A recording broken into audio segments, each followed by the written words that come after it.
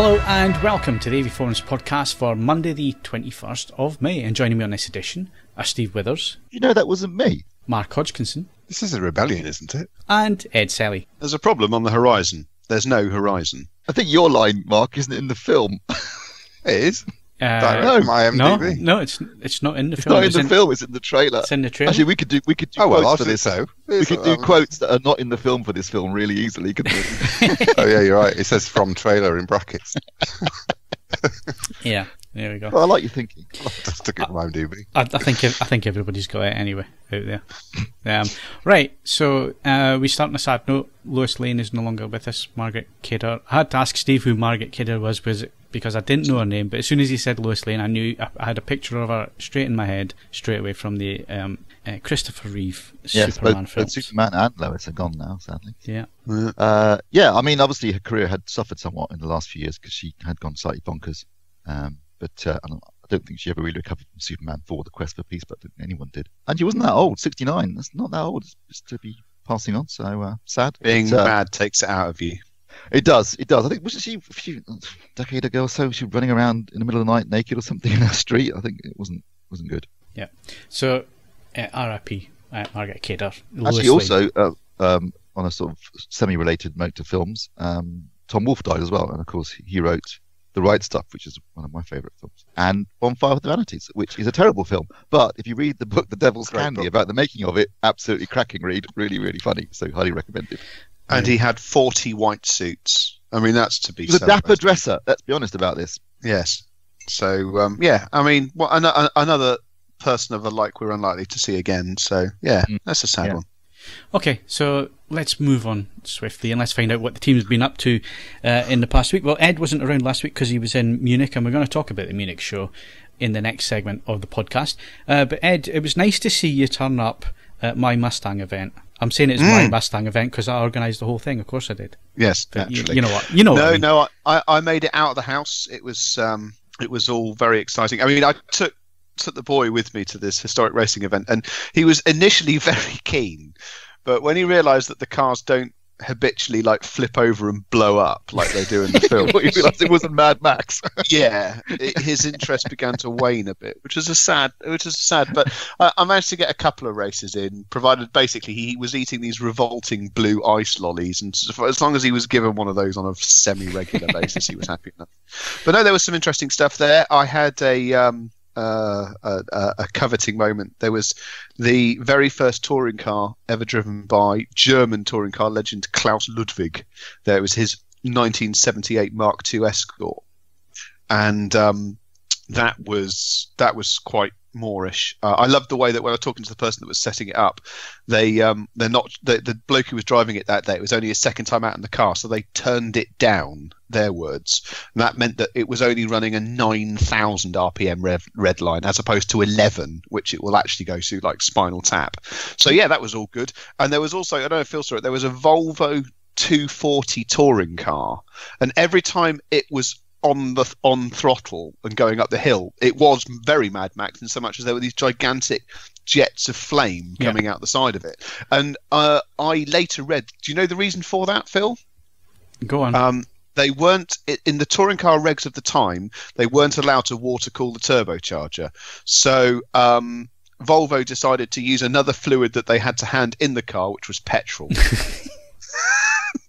So it as you do. Petrol onto a red hot turbocharger, and the process of it sort of exploding and evaporating just about cools the turbocharger down, and means that big bastard flames come out the side of the car. Yeah. But yes, your car looks very smart. I hope Will didn't leave any permanent damage to it. And you know, no, Ed wasn't allowed to sit in it. Will was, but Ed wasn't. I suspect Ed wouldn't fit in it. Oh, that's been a bit cheeky. I think. Remember, I Steve, think you'll find it's designed it's an for American. Yeah, I was just going to say it's designed for Americans. I forgot it's an American car. Of course, Ed would fit in it. In fact, actually, Phil, now I think about it, you look quite small in it. Thanks, mate. Well, you should be glad. I just said you look small in it. Yeah, you're thinner. Checks in the post. But no, it was good. There was it was a pleasant enough day out, and then the next day I moved into my new digs. So busy weekend. Yep, and obviously we had great weather that weekend, and I don't want to jinx it, but we've had great weather this week as well, so well, hopefully it's looking good for the weekend. Hodge, what have you been up to? Barbecues, birthday parties, ferrying kids around, just usual shit. Fair enough. Have you actually been doing any work? This week, yeah, I'm always working.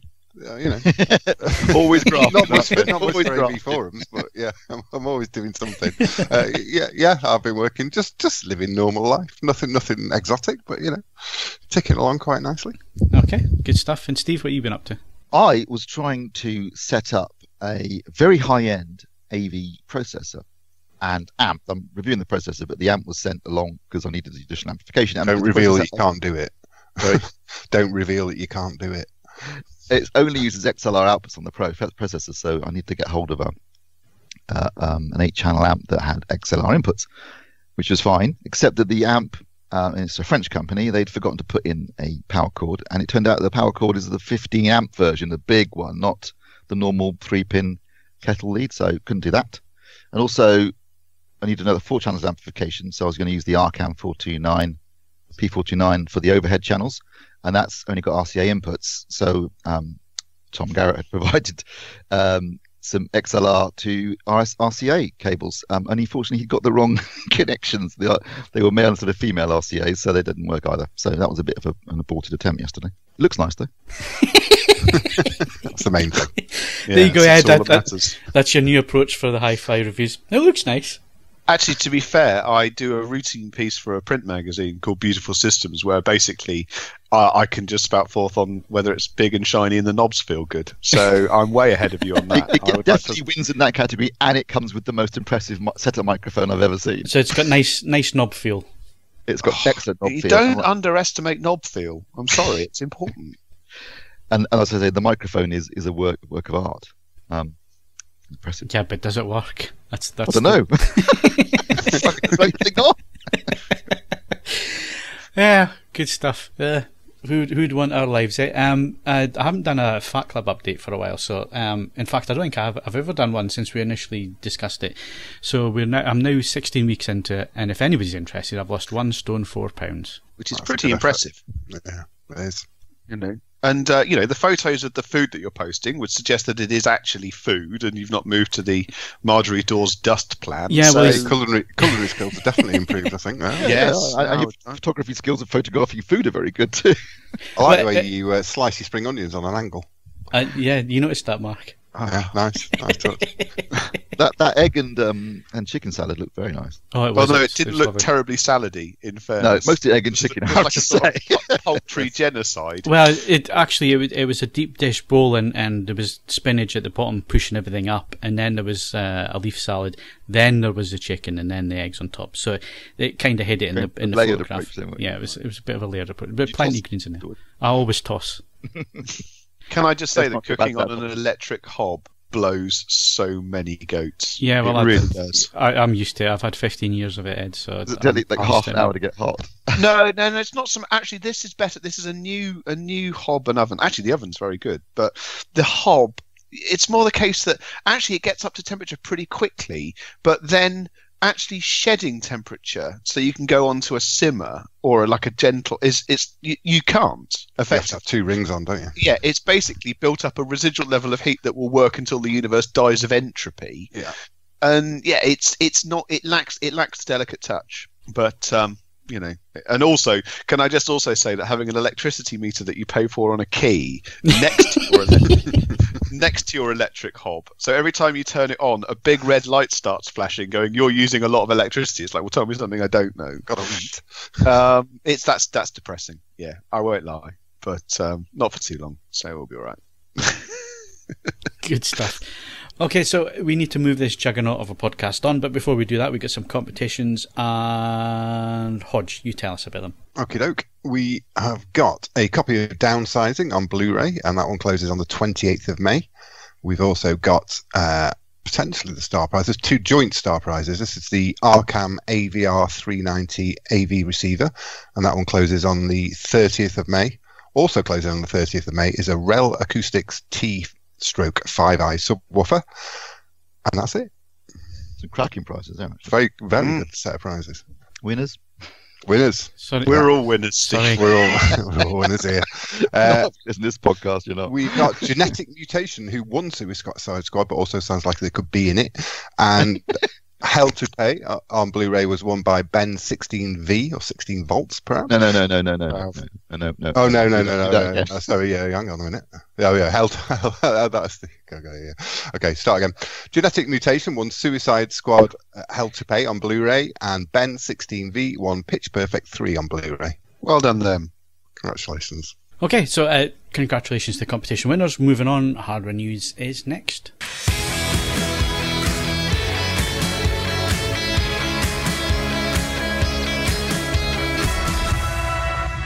So let's start with some German sausage, shall we, Ed? Did you have much when you were out at Munich? Not a huge amount, no. And I also swerved the cow's udders escalope that we found on the menu of the restaurant that we wound into on the first night. So I was a bit timid on my Bavarian, although obviously I ate lots of pork and obviously I ate lots of dumplings. So I was also on a completely anti-fat club news.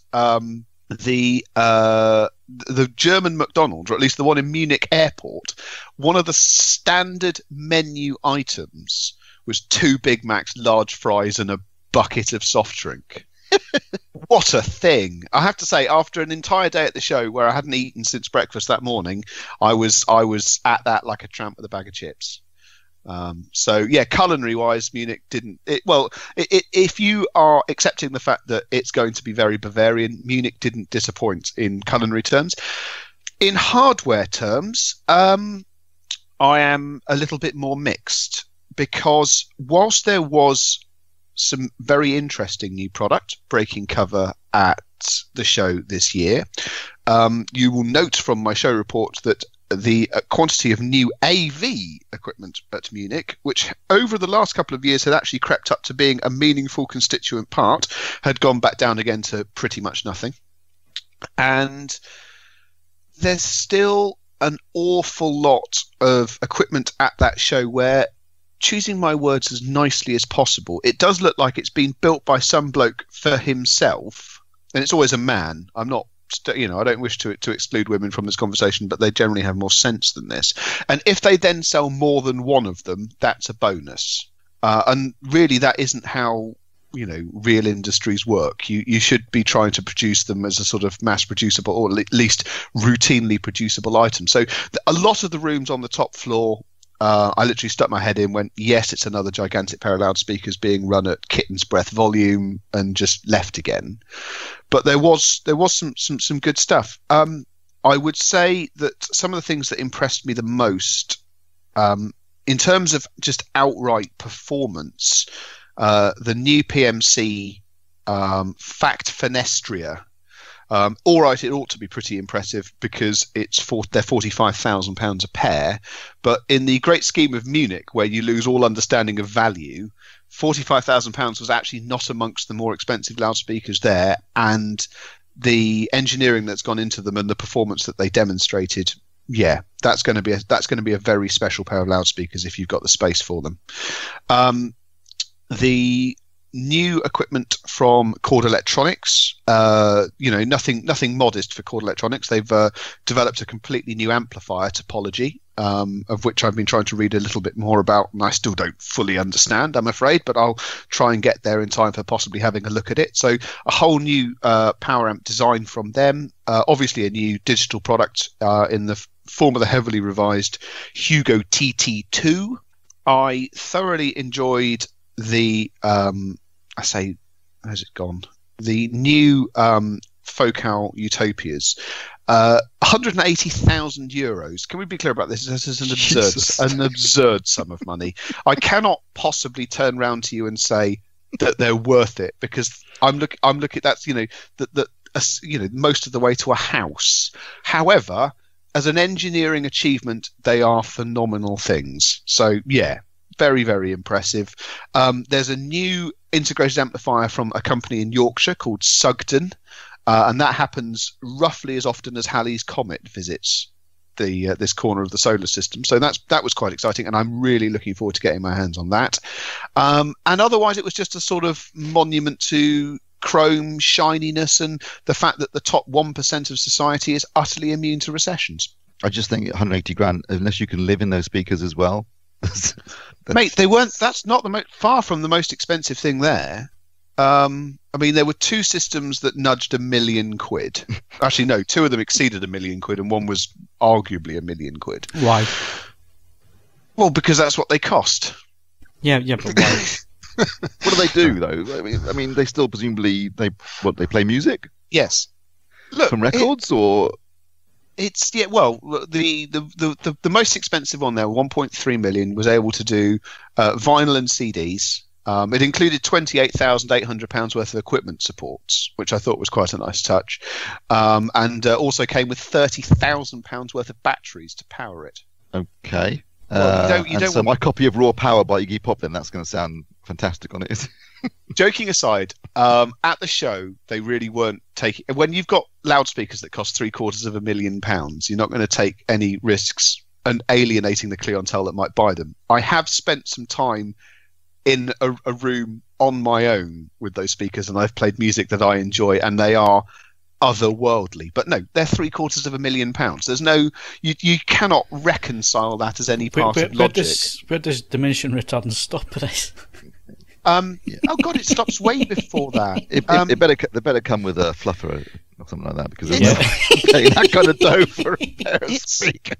It's just one of those things. I mean, in terms of more sanely priced items, there weren't that many of them. I mean, there was some interesting stuff on the ground floor. The new Cambridge audio equipment, their Edge line of equipment. Did you go to the launch of that, Steve? No. Right. Well, it was late last year. I mean, they're taking their time actually getting them out the door. It's the most expensive stuff that Cambridge Audio has ever made, but by the standards of Munich, sort of prices starting at £2,500 is, neither here nor there. That's some of the cleverest and most forward-looking equipment I've seen in some time, and things like that, things like what Chord are up to, and IAG. The people behind Audio Lab and so on and so forth. There's lots of stuff being done at sensible prices, but Munich, I have to say, this year didn't have quite the same egalitarian touch that it's shown in some years before. It's still very much worth going, and there was interesting stuff there, but a lot of it was extraordinarily expensive. Oh, and reel-to-reel has gone bananas. I mean, for people for whom vinyl is just too cheap and too practical, reel-to-reel is now basically up and running again, and with prices running at about £100 to £150 an album, it's just as how long before wax cylinders make a comeback? You jest. There is a company actually that's reproducing the playback styline stuff for people to access them, but that's more of an archiving thing. The thing about reel to reel, putting my measurement hat on for a moment. Reel to reel used correctly within the manufacturer's parameters is the equal of, and in some specific regards superior to, any high resolution digital format currently running. It has fewer actual performance limitations than vinyl. It's just incredibly expensive. So there is, in an absolute sense, there's method to the madness, but no, it is also madness. And that is what it is.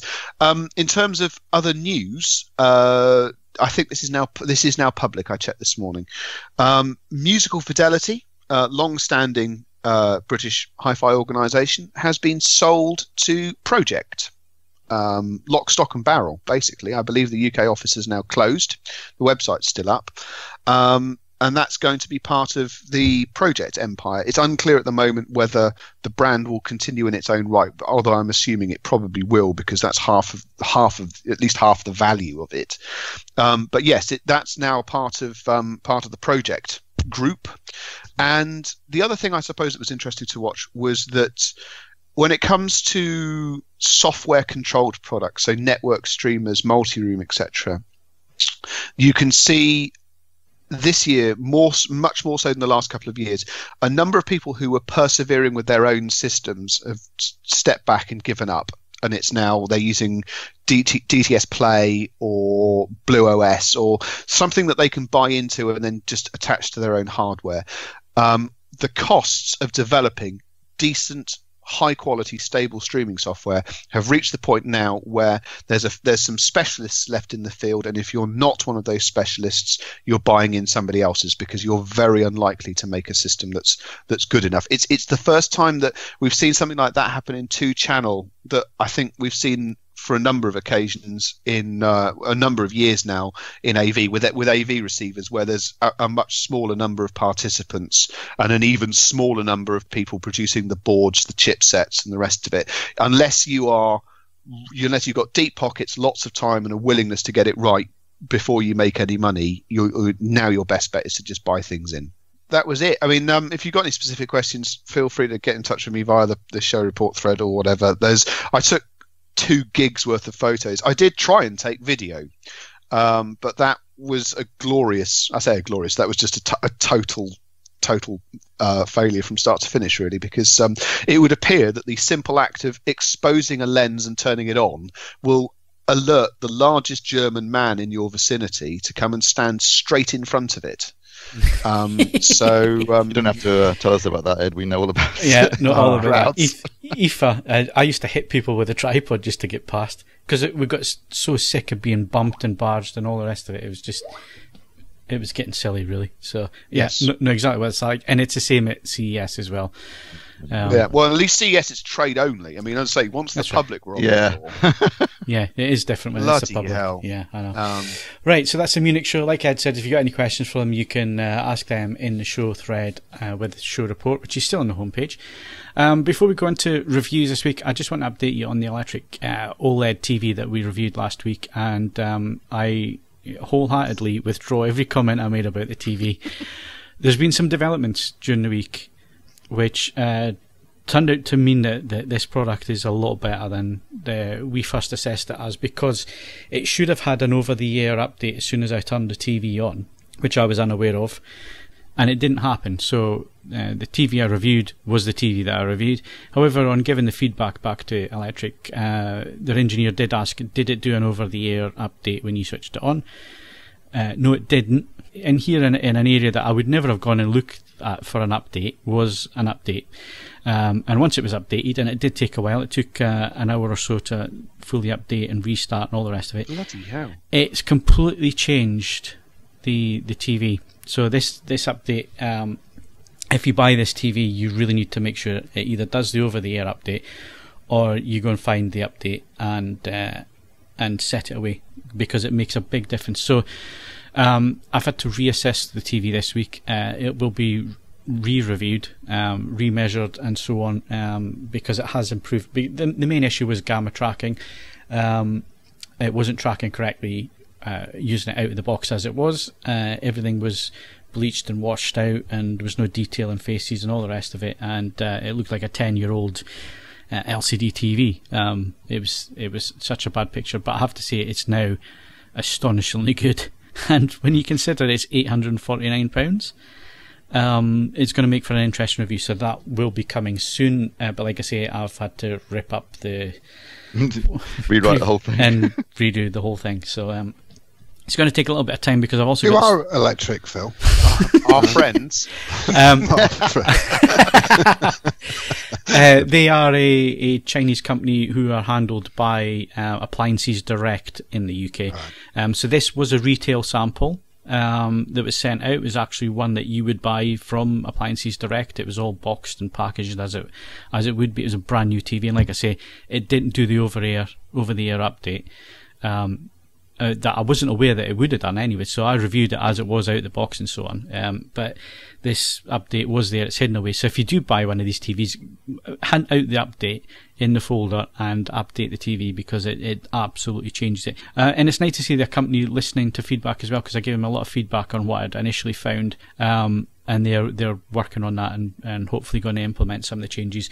It's one of the points that they did make. They said, look, we're open to user feedback, and if users come up with interesting features that we can do without adding costs and all the rest of it, they will add it. So nice to see that. Good. So that review will be coming up but it'll be a little bit later than initially planned because I'm having to redo the whole thing. But yeah, really interesting. So let's move on. We don't have any TVs to review this week, but Steve's been looking at a soundbar from Samsung. Indeed, the HW-N650. So this year's soundbars start with an N. Last year it was an M or MS, depending on which one you bought. And it's an interesting soundbar, actually. It's design-wise, it's very similar looking to last year's models. It's got the same excellent level of build quality. It's basically a long rectangular soundbar, designed really to be used with larger screen sizes. It's a slightly different shape. It's a bit more angled at the back. Otherwise, from the front, at least, it looks almost identical. So it's got metal grills, top and front, small display on the far right-hand side. And then there's some connections at the back. And it's got HDMI in and HDMI out. And this year, they've introduced a new feature. So last year, one of their big features was anti-distortion cancelling software that you tried, I think, didn't you, as well, Phil? And I've got to say, I thought worked really well. Yeah, delivered it's really excellent sound quality from those speakers that had that feature. This speaker does not have, this soundbar does not have that feature, nor does it have multi-room. So they've dropped a few features here. They've dropped multi-room, although I don't think that ever really caught on as far as Samsung products go. They've dropped the the distortion cancelling feature, and unlike the MS750 that came before it, rather than having upward firing drivers, this has got what they call their panoramic sound acoustic beaming technology. And essentially, they have a driver which fires into a long pipe with a series of holes in it, a bit like an organ pipe. And then that directs the sound in different directions from the top of the soundbar and creates a more immersive effect, which I've got to say does work really well. For a single point source, it does create a much more expansive, larger, more open front soundstage and a greater sense of immersion. Now, I should stress this is not Dolby Atmos or DTS:X. It doesn't support either of those formats. In fact, it's limited to DTS, normal DTS, and Dolby Digital, so it's not lossless. But as I say, for the market that it's aimed at, which is basically movie fans and gamers, that aspect works really well in terms of creating a more immersive experience when you're watching films or playing games. If you are a gamer, it's got quite a cool little feature because the new Samsung TVs can detect if you connect a games console, they'll automatically go into game mode, and then the soundbar also goes into its game mode. So it's got 3 different modes: standard, which is just straightforward, using the 3 forward-firing drivers, and that's it. There's the surround mode, which uses the sort of the acoustic beaming to create the more immersive effect, or there's the game mode, which does something similar, but it's just slightly tweaked for gaming experience. So that's quite a nice little feature. It's got a well-designed remote control. But it has got one big flaw, and I really don't understand why they've done this, which is that it's got HDMI 2.0 input and output, passes 4K, does not support HDR, which, given that you're targeting film fans and gamers, and if you're a film fan or a gamer, chances are you're probably going to be doing things in HDR. The fact it doesn't support HDR just makes no sense to me, particularly given that it's an HDMI 2.0 connection anyway. So that bit is bizarre. Now, is it a big deal? Probably not, because with only one HDMI input anyway, you're much better off connecting everything to your TV and then connecting the output of the TV, the output of the soundbar to the input of the TV, and using ARC for the audio. That way you've got more connections connected anyway, more sources connected, and since it's not lossless, you don't lose anything going via ARC. But it is a strange thing to do, given that you're targeting at gamers and movie fans. Having said that, as I say, once there is an easy workaround, and I've got to say, performance-wise, it was great, and it really did work well. And then also sounded really good music too. I've got to say, it doesn't have the what they call their wide dispersion tweeters they were using on the last year's generation of soundbars, which kind of worked it up. I think created a wider sweet spot. This is more of a traditional driver and tweeter arrangement, but sounded very good with music, and like I say, it sounded great with gamers and movies in terms of an immersive, bigger surround experience. But strangely, and for reasons best known to themselves, doesn't support HDR. It does include a wireless subwoofer, though, which they didn't have with their previous generations of soundbars. They've been doing single units before. This one does come with a wireless sub, which I've got to say worked very well, delivered plenty of bass, nicely integrated with the soundbar itself. So pros and cons there. The thing that surprised me is that it's 699 quid, which for a soundbar doesn't support HDR, seems a bit toppy. And basically you can get last year's MS750 for the same price. It doesn't come with a separate subwoofer, but that does include upward firing drivers, lossless support, HDR support and multi-room support. So also the distortion cancelling technology as well. So you've got to think that's a strange decision, and I think a bit pricey. Yeah, it does seem like a bit of a strange omission, that one. But overall, what did you think, Steve? Overall, like I say, if you just do what I just suggest, which is to use the ARC to get which makes sense anyway, given the limited number of HDMI connections, and performance-wise, I did actually really enjoy it. As a soundbar, for what it's designed to do, I thought it worked really well. The acoustic beam technology, which is not new. I mean, Yamaha have been doing it for some time now, but it worked very well. It does create a larger, more immersive soundstage, which gets you into the movie or the game, and sound quality-wise, yes, it was good, and also sounded great with music too. So, and the sub worked really well. So overall, I liked it. I just thought that was a strange decision on their part not to support HDR, although not a deal killer, because, like I say, there are easy solutions to that. Okay, good stuff. We're going to hear from Mark Hodge. So let me introduce Mark for those listening. Hello. I've been here for 7 years. But Mark, you are Media Box guy, so what have you been looking at? It's the Egreat, or Egreat, I'm not sure how you say it, A11, which follows hottish on the heels of the A10. And talking about price, this is super toppy. It's an Android media player, and it comes in at $389.99, which is obviously the best part, 400 quid. And that's a heck of a lot in this market when you can pick up something not dissimilar for considerably less. They should have taken it to Munich, and that'd have been the cheapest thing there. Yeah, it would. Yeah. Not sure it's all about finding your target audience, mate. Well, it has got a bit of a hi-fi look and feel about it. It's a really well-built unit, so at least your money's going somewhere. It weighs a ton. It feels like a brick. So the build quality is good. It loses the external antenna of the A10, so it's a bit of a neater looking thing, and it's got dual HDMI output, it's the first Android media player that we've done with dual HDMI. So that's useful if some of your equipment doesn't support 4K HDR or 3D, so you can channel your audio separately. It runs off the same processor as a high media, what's it called, the Q10 Pro, which costs about 120 quid. So you can see that the price differential there. So it's got pretty much the similar capabilities to that. It's 4K HDR compatible, plays you 3D, HD audio formats, Atmos, DTSX, and it does it all pretty well. I mean, there were some problems with 4K HDR in that the playback was like about a third down the screen where it should be, so it was misaligned vertically, which is a bit off-putting. This is on Scope Movies 240.1, etc. So it's not without its flaws. It's got its own media player built in, so rather than using Kodi, which is what we tend to end up doing on the players, you don't really do that. You can run Kodi, but it doesn't run it particularly well.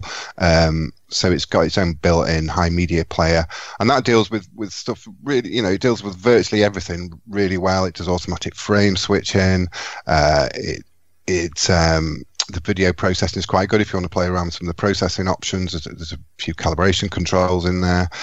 And generally, it was solid. It also integrates with Control 4, and it's got an RS-232 control system as well that you can download for automation. And it's solid. It's really, really solid. But you can't get over that price at the end of the day. It's just too much. It's just way, way overpriced. It's got a built-in hard drive bay, but that's not particularly unusual. You can get something similar for about 160 quid. And there are other players on the market that offer the same kind of performance. And I'm particularly looking at the Zapiti here and the Zidu X9 that offer you similar, if not better, playback and the better scraping of metadata for your movies and your TV shows. So overall, it's a good player, but I wouldn't spend 400 quid on it. Okay, good stuff. Egreat, are they a Yorkshire brand, are they? Egreat, yeah. Obviously, they're from China. Right, okay. They nearly all are. Okay, so that's the A11 media streamer. What we're saying there, Mark, is it's good, but not worth the money. No, it's not worth all that money. It really isn't. Okay, right, we'll be back in a sec with movie news and reviews.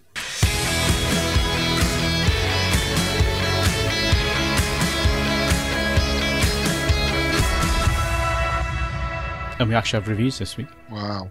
Sound interested, Ed? Well, I'll probably go to the cinema again at some point in the not too distant future. But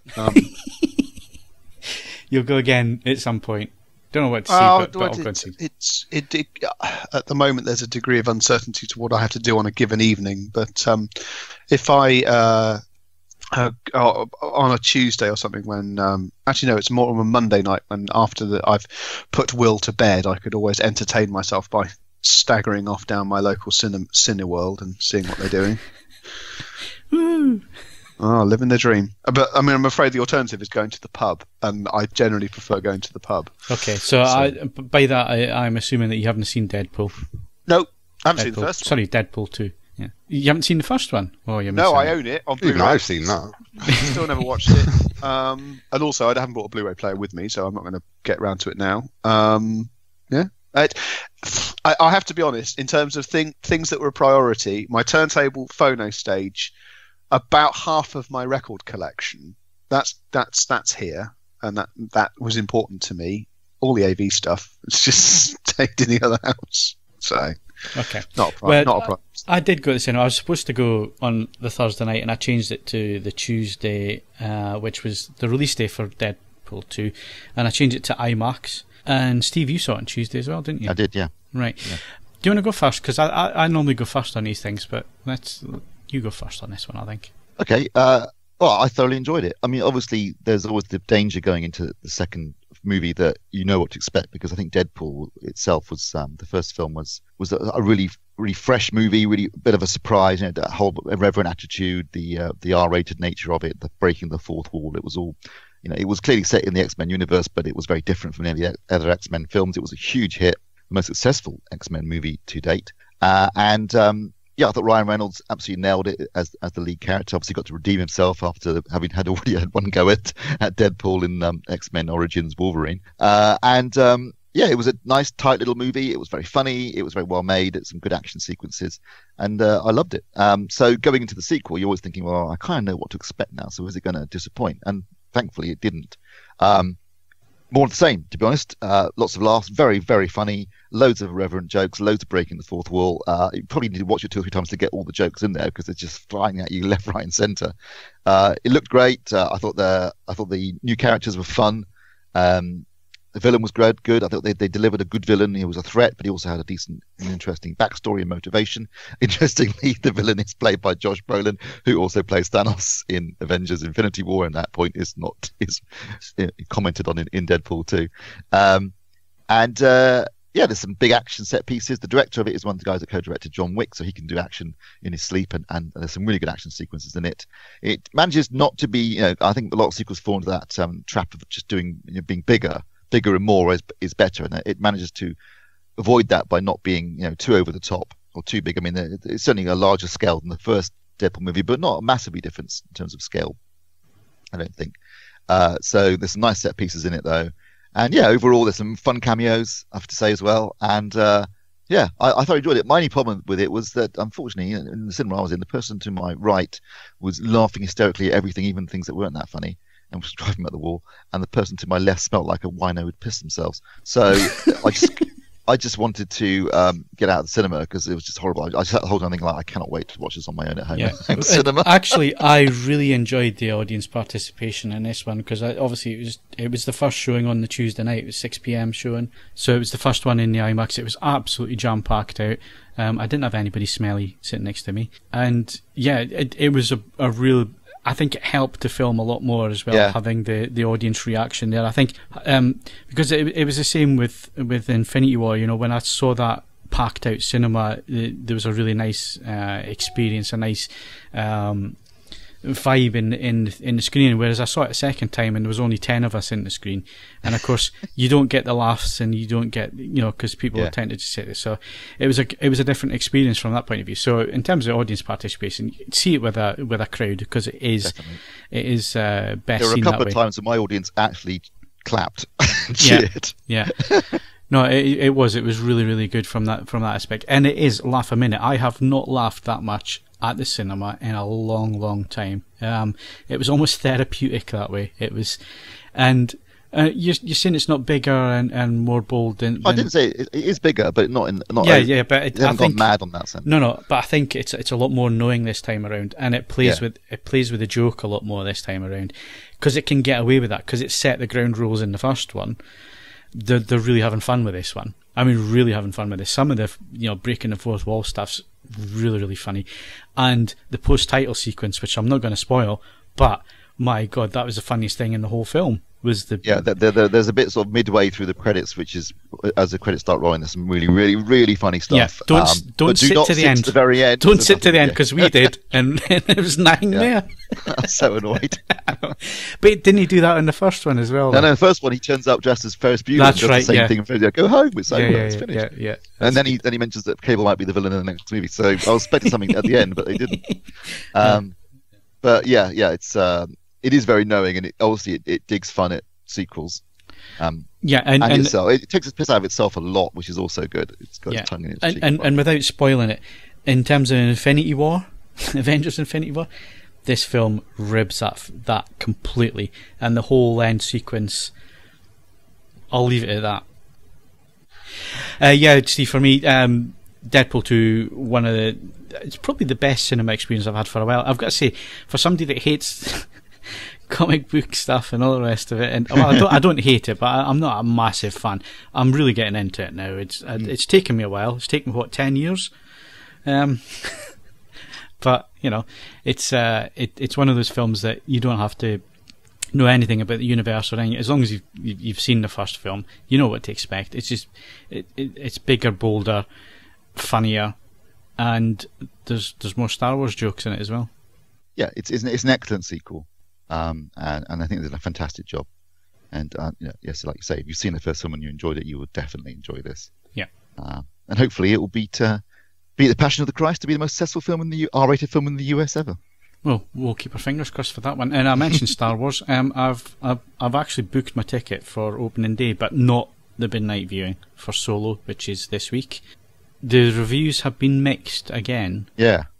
Which is interesting. So we'll see. I mean, I have to say I am going into this one with my expectations on the floor after The Last Jedi and where this film has been going in its history and what's been reported and all the rest of it. However, in the trailers, it looks like it might be good fun. So I don't know what. Yeah, the reviews have been mixed in the sense that they've mostly said it's okay. It's middling. It's not like it's a Ron Howard film.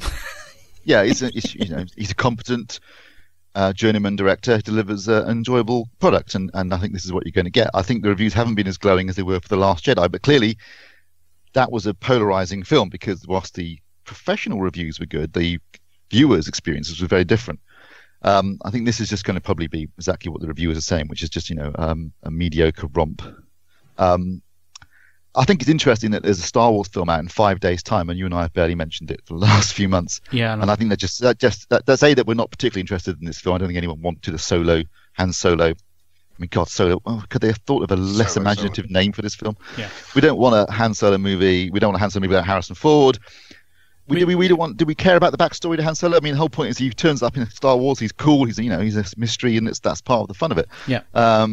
I'm not interested in it. Obviously, the film itself had a very troubled production, and you see, the thing is, there's no in the action sequences and all the rest of it. They're not going to get killed. That nothing's going to happen because they're there in the years ahead in the films we've already seen. So there's no sense of dread or building tension or anything like that because that's a problem with prequels. You kind of know where things work. I think a prequel's where you don't know it's a prequel. Yeah. Like The Good, the Bad, and the Ugly is a prequel, but you don't know that going into the film, and it's only when you get to the end you think, "Oh, hang on a minute." And there's also one of the Final Destination movies turns out to be a prequel, but you don't realize that to the last scene. But otherwise, there's the inherent narrative flaw that if it's a prequel, then certain characters can't die because they're in the next film or the next. Yeah. And so that's always an issue. Plus, after The Last Jedi, I'm just not interested in Star Wars anymore. So I've come to peace with it. I've said this a few times now. Disney don't want me as an original trilogy fan. They don't want me anymore. I'm too old now, and they're going to aim it at the demographic where they're going to make shed loads of money. I'm going to go along out of interest to see what it's like, and if I enjoy it, I enjoy it. If I don't enjoy it, well, it's just a film at the end of the day. I mean, Star Wars for me is the original trilogy. That's it for now. And anything else, it'll be mildly entertaining, hopefully. And they're films now, so yeah. Having said all that, I am going to the midnight screening. Jesus. No, you're not interested in Star Wars anymore. I also said to Kaz that I'd review it for him as a favour, just for old time's sake. Okay. Well, we'll let you off on that one because you're doing it for, in inverted commas, work purposes. So, yeah, you're allowed that one. Right, if we're not going to the cinema to see Solo, what can we buy on Blu-ray and UHD Blu-ray? Quite a lot out this week, actually, some of which is worth considering. We've got Coco, which is the most recent film from Pixar, which tells the story of a young boy who gets trapped in the land of the dead and has to make his way back to the land of the living, otherwise he's going to be trapped there forever. Very similar story, actually, to the Book of the Dead, a animated film that came out a few years ago by Guillermo del Toro. But this, apparently, I haven't seen it yet, but I understand it's actually a Pixar, sort of, one of their better movies of late. Good emotional content, funny, imaginative, lovely animation, and I'm actually quite looking forward to it. I've actually had it on disc for ages now. Is this watching it? Is it Blu-ray only? It's now, yes, a good point. In this country, it's only on Blu-ray and 3D Blu-ray. No 4K release, strangely. Right. And because in they've done the US, 3D. Yeah. there is a 4K release. Now that's not the first time that's happened as well. I'm not quite sure what Disney's playing at here, and why they're doing that. So there's no 3D release of it in the States, for example, but there's a 4K release, and the opposite is the case in this country. So weird one there, and a worrying precedent that I don't like the look of. So obviously I bought it in the States, and it came out in the States about 2 months ago, or only 6 weeks ago, on 4K disc, so I bought that. But you're right, Phil, it's a weird one. Also out this week, and on 4K disc as well as Blu-ray, is The Post, which is Steven Spielberg's film before Ready Player One, the story of the Pentagon Papers. So this involved the Washington Post. It was the story that turned the Washington Post from a small provincial paper into something that was nationally known, and it essentially works as a prequel to All the President's Men. In fact, it literally ends where All the President's Men starts. It suffers a bit from being. Thing is, I watched it actually, and it's one of Spielberg's kind of worthy films. A little bit not boring exactly, because it's got a great casting with Tom Hanks and Meryl Streep. But ultimately, the thing is, the story of the Pentagon was broken by the New York Times. It's just that the Washington Post got caught up by publishing some stuff. They got caught up in the following trial. I just felt like that story should have been told from the perspective of the reporters from the New York Times that actually broke the story. And the only reason the Washington Post aspect's interesting is because they then went on to do Watergate, and Woodward and Bernstein broke that story. So it feels like a precursor to the more interesting story, which is Watergate and bringing the president down. This is about the fact the Pentagon and the government knew from '64 that the war in Vietnam was largely unwinnable, but it was kept from the American public. But it's still an enjoyable film, and like I say, it does have a very good cast. And Spielberg, I think, struggles to make a bad movie. It's just some of his more recent efforts have been a bit worthy and not that interesting. So also we got 3 Billboards Outside Ebbing, Missouri, which I've seen, and I've got to say, really enjoyed it. It's made by the director who also did things like Seven Psychopaths and In Bruges, and it's got some cracking performances, particularly from 2 Oscar-winning performances, in fact, from Frances McDormand and also from Sam Rockwell. Sam Rockwell he's very good at playing a very unpleasant character, and it's had a lot of criticism because essentially his character is very racist, and he kind of has a redemption towards the end, and it's been criticised for that. But I've got to say, I thought that not like message was saying racism is good. It was just saying he's an abhorrent character, but even someone abhorrent can maybe have some sort of redemption and realise the error of their ways. But the film's really about Frances McDormand's character, and it's just a powerhouse performance from her. It's very well made, and I enjoyed it. It is actually very funny at times, but it's also quite dark at times as well. And if you've seen his previous films, you'll get an idea of what to expect in that sense, kind of black humour. But I recommend that. I think it's great, and that's available on 4K and also on Blu-ray. Also out on 4K and Blu-ray, we've got The Commuter, which is the latest action film from Liam Neeson, as he basically just pads out his pension plan for the rest of his life. I couldn't care less. I've given up on those around about time taken too, I think. Also Insidious, The Last Key, which was a competition prize last week, That's available on Blu-ray, and that's the latest in the Insidious film of sort of franchise of horror movies. It's a prequel, I think, as well. And then also out on Blu-ray, and these are, I think, certainly the first time one has been available on Blu-ray, but maybe both. Existenz, which is the first time it's been available on Blu-ray, and it's a David Cronenberg film, actually one of his better, more recent films. I say more recent, I think it was made about 15 years ago, but I like Existenz. It's kind of in a similar vein to Videodrome, and I'm really pleased. I've actually got that on order because I wanted to get that on Blu-ray. And also The Grifters, which is Stephen Frears' film with Annette Bening, and I think Annette Bening and John Cusack, and it's about con artists, and again a really good film and worth checking out if you haven't seen it. And all of those, apart from Coco, Coco's there as well. So it's just a post that we don't have a review of this week. So if you got the homepage, we've got a review of all of those discs for you as well. Kazi's been working round the clock yet again. I don't think he sleeps. It's all done. Exciting week as well for UHD Blu-ray releases, Steve, because I'm expecting most of these, apart from the Commuter, to drop through my door.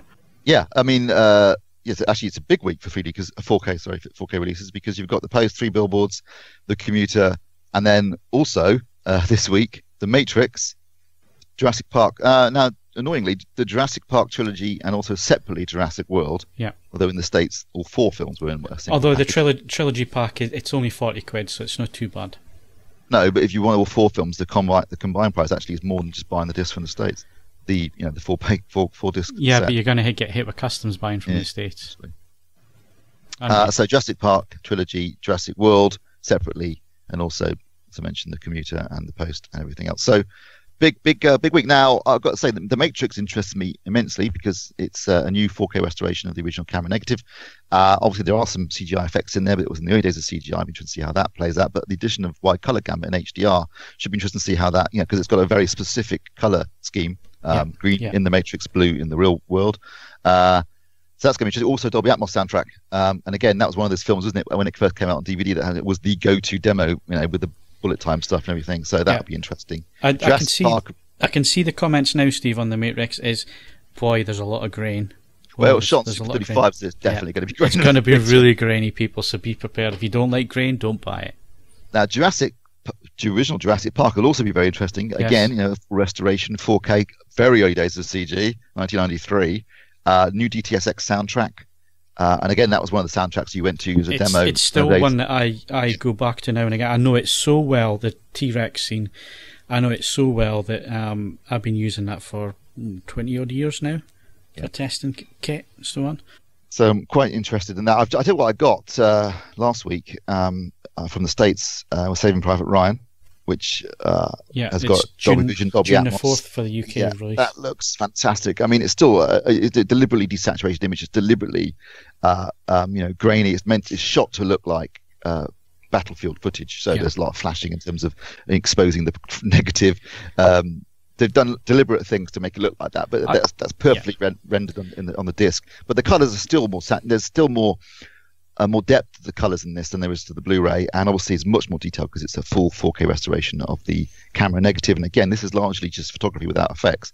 And the Dolby Atmos soundtrack. I watched the Omaha Beach sequence, the first 30 minutes, just that on the Arcam system, and my God, it sounds good. Yeah. So highly recommend that if you haven't got it already. Really, when you say it's out in June, isn't it? June the 4th in the UK. Yeah.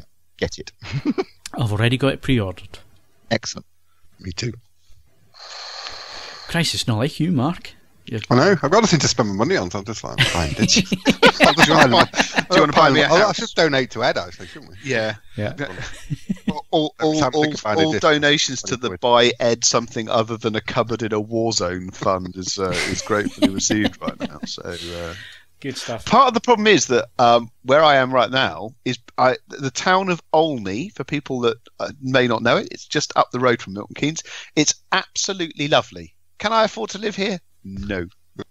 So that's a bit of a downer because I could quite happily take to this place. It's very, very pleasant indeed. But unfortunately, it doesn't work that way. You should move north, Ed. Your money goes a lot further up here. It would, but I do.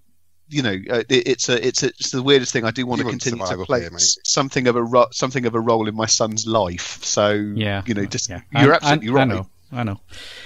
But yes, your money goes a lot further. I mean, it's living in the areas that you want to live in. Unfortunately, you're kind of trapped, aren't you, with what you can afford? Unfortunately, something right around here.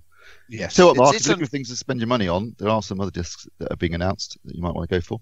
The Incredibles is coming out on 4K disc in June to time with The Incredibles 2, and also you've got in July Ready Player One, and in August Infinity War. Yes. Okay, there you go. Yeah. Start saving. It's just finding the time to watch all these, Steve. I've now got a 4K UHD pile that's growing faster than the old Blu-ray one did. So. But it occurred to me as we were doing this, I thought, Jesus, I bought Coco about 2 months ago. I still haven't watched it. Yeah, it's I should make up for that because I've got plenty of TVs coming through at the minute for review. So maybe we could build Ed a house with all the disc covers. It'd be quite durable and weatherproof, but drafty, I suspect.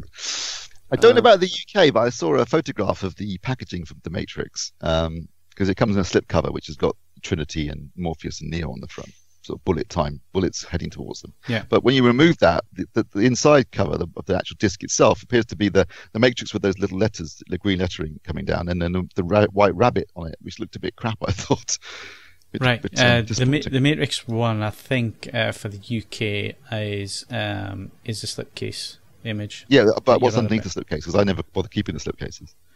I don't know. I haven't seen underneath. That's what I mean. If it's the same as the US disc, then it's a bit, I think, disappointing. Yeah, bit of cover art there. Yeah, right. So when we did our roundup of the month, I banned everybody from talking about Westworld because it had only been the season opener at that point. I've got to say, I've only watched the season opener and episode 2 so far. I've got 3 and 4 to catch up on when I get a second to sit down and actually watch them. I watched episode 2 on the C8. My God, that looked even on Now TV. Even Now TV, that looked good. So I'm looking forward to the 4K Blu-ray release because I will go and buy it because I bought it for season 1 and it looked and sounded amazing. So I will buy the disc. But like I say, I'm up to episode 2 of season 2. Enjoying it so far, but I've got a funny feeling that as with most second seasons, this one's going to do a lot of groundwork for the first half of the season before some kind of payoff towards the end, I think. And I think we're going to get some. I think we're going to get some big reveals as well that we're not expecting. I think so. I mean, it's one of those things where it's already annoyed my father to the point where he can't be bothered. Just the utterly elastic use of time. Yes, I think that's going to antagonise a lot. Which is a real Nolan thing, isn't it? It's but also it's Nolan and Lost. J.J. Abrams and Christopher Nolan, and Jonathan Nolan together. I'm getting a really horrible Lost feel for season 2, and I'm losing interest quickly. I said that after the season opener. You did, and it continues like that. Trust me. I've lost interest, to be honest. I'm going to give it one more episode, but it's mostly about robots, and I don't care about robots. There needs to be some human characters in there, and there aren't any. They killed most of them. So, and I'll tell you what, who it misses. It misses Hopkins. Really added the whole level of another layer of class in the first season, didn't he? And without Hopkins around to add that extra level of class, I think it's missing him a bit. I don't know. I think I'll tell you what. Last night, because we recorded this on Friday, last night, Thursday night, Human started again on Channel 4, which kind of covers similar things. It's about androids and sentiency, and and what it is that makes you human. Vastly superior on a fraction of the budget. Much more interesting ideas and the way they actually handle them. Are you losing interest now because there's not as much tits and bums, Steve? There's very little sex in this, but none actually, I think. But no, I just find that the narrative structure, there was a very clear.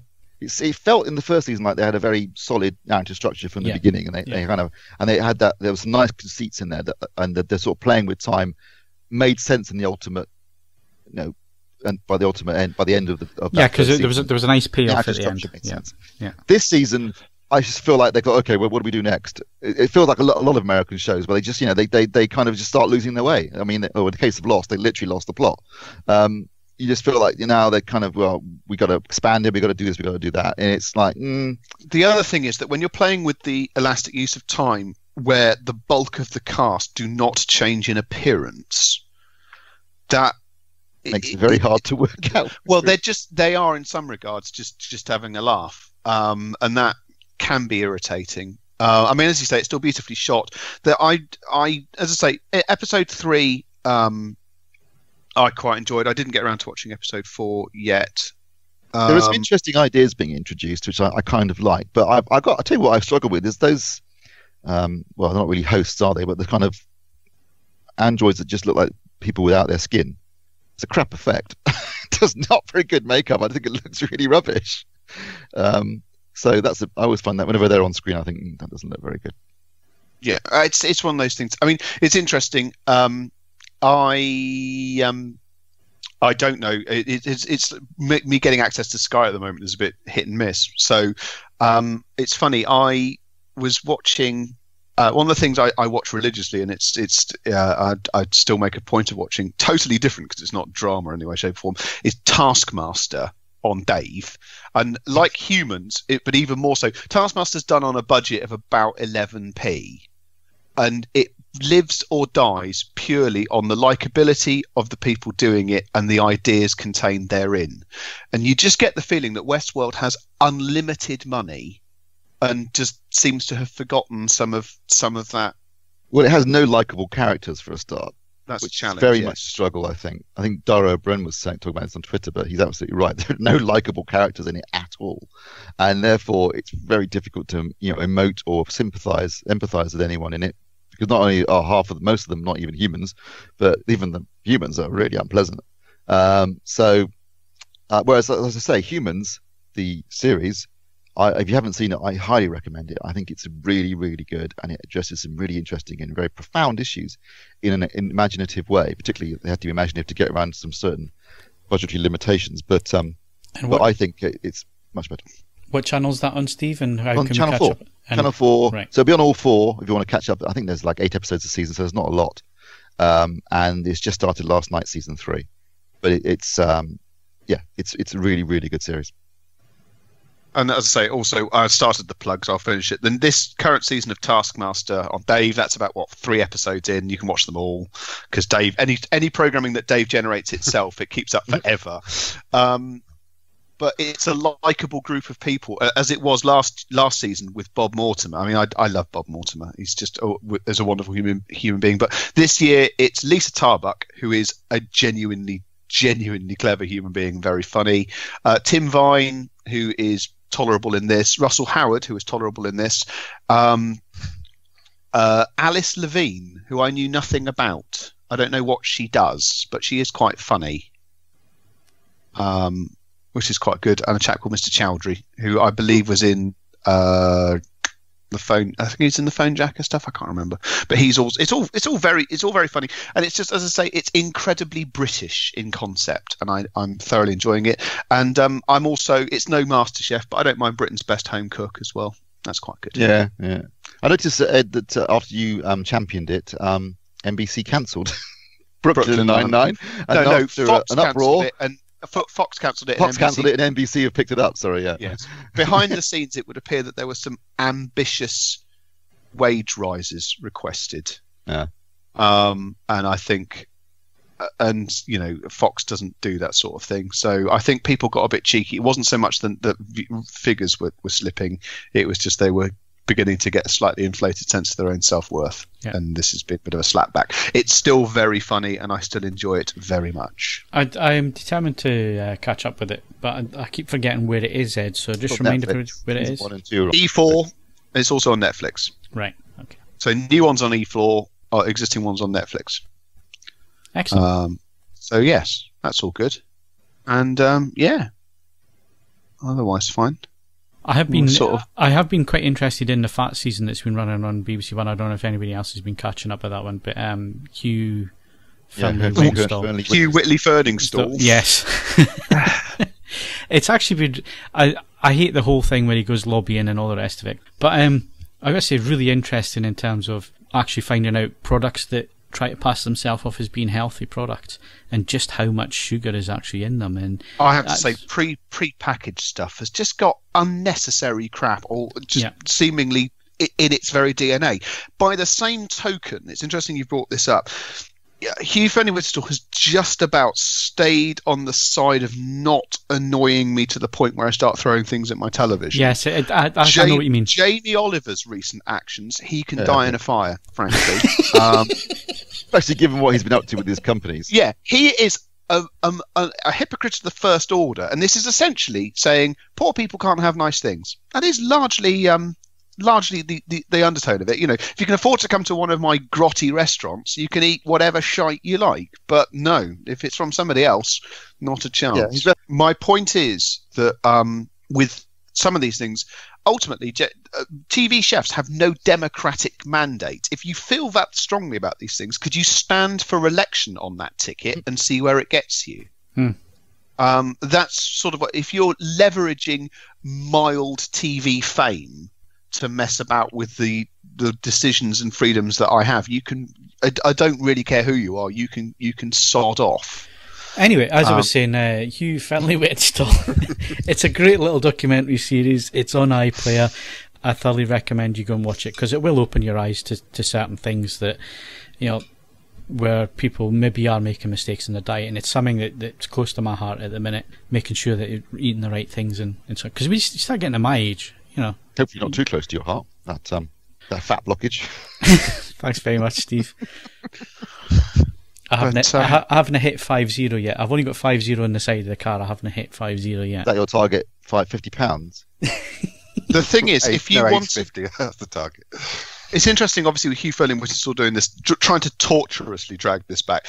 Obviously, this fat stuff, it's all very, very noble. Ironically, if you want the healthiest living possible from, as Hugh Fearnley, the early River Cottage stuff, where he was fundamentally existing on a subsistence budget and growing and foraging stuff, that's the healthiest TV food you're ever likely to see. And there were some cracking ideas. Did he turn that into a restaurant chain? River Cottage has become a restaurant, and it must be said, the vast majority of it is still pretty clean living stuff. You know, he's in the end, he sort of became more interested in this fat stuff because he, without becoming a fat bastard, started having elevated blood pressure and cholesterol because of use of butter and things like that. But he was actually still quite active within that. So he's much more interested in the constituent parts without simply going, oh, X has got 1 billion calories in it, so X is bad. Well, I mean, the other thing at the minute is visceral fat as well. So you don't need to be fat to be unhealthy and to have a really unhealthy fat in your body as well, which is, you know, I never knew about that until about 4 or 5 years ago, and I started taking, realising what was actually going on with food and what you're taking in. So, I mean, you could be thin as a rake, but actually be pretty chronically ill because of the fat around your internals and stuff. So yeah, I mean, it's opened my eyes, and it's really worth watching if you're interested in that kind of thing, or just, you know, want to scare yourself about what you're eating. Yeah. So yeah, it's all good. Yeah, and it's making me hungry now. I need me some fat. Yeah, and it's getting, well, not fat, but it's getting close to lunchtime, and I'm going to have my salad and my eggs and stuff. So it's a good job I don't live with somebody. Yeah, well, I mean, unless you live with a chef who cooks really healthy food, then you're fine. I meant this really healthy eating with. Oh, you mean from a bit windy? Is it? It's a bit windy. Is there an actual explosion risk? With natural gas. And that on that explosive bombshell. There we go. I knew I was leading into something there. And that's it for this week. My thanks to Steve Withers. Make 10 men feel like 100. Mark Hodgkinson. Is your foot all right? And Ed Selley. This is Rogue One. Cheers, Ed. For those of you who hadn't already guessed. Yeah. Don't forget, you can follow us on Twitter and Facebook, bookmark AVForums.com for latest reviews, news and videos, and of course, why not leave us a 5-star rating on iTunes, but only if you enjoyed the show. I'm Phil Hinton, thanks very much for listening, and we'll see you again next week.